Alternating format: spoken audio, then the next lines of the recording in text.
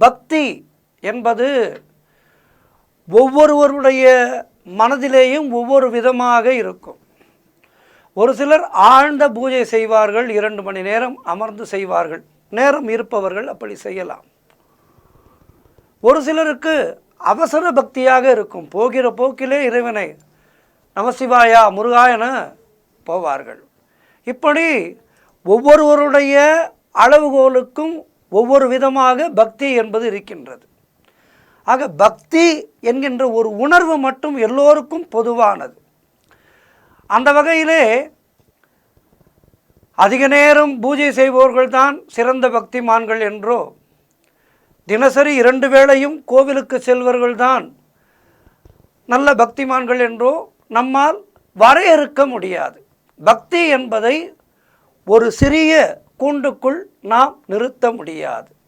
அப்படியானால் பக்தி என்பது என்ன? பகவானிடம் பக்தி கொள்பவர்கள் அனைவரும் ஒரே மாதிரியாக இருக்க வேண்டும் என்கின்ற அர்த்தம் இல்லை. பக்தி என்பது அவரவர்களுடைய மனோபாவத்துக்கு ஏற்றதாக அமைகின்றது என்பதுதான் உண்மை. இப்படி பக்தியை பல வகைகளாக பிரிக்கலாம்.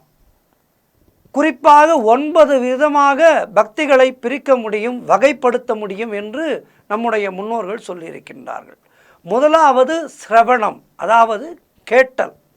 பகவானுடைய நாமங்களையும் அவனுடைய கல்யாண குணங்களையும் அவனுடைய தாத்பரியங்களையும் பகவானுடைய திருவிளையாடல்களையும் பற்றி கேட்பது இது.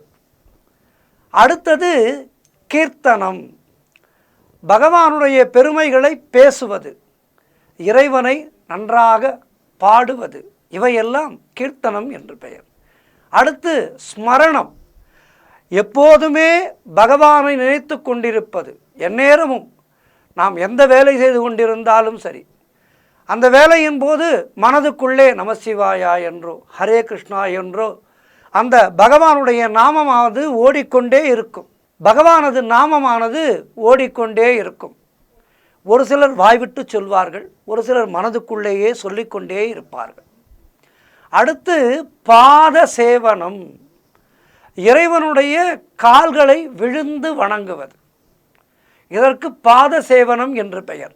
மனதிலே எப்போதும் கிருஷ்ணனுடைய திருவடிகளை நினைத்து கொண்டே இருப்பது, பகவான் சிவனுடைய திருவடிகளை நினைத்து கொண்டே இருப்பது, அன்னை அபிராமியனுடைய கருமாரியினுடைய திருவடிகளை நினைத்து கொண்டே இருப்பது, இதற்கு பாத சேவனம் என்று பெயர்.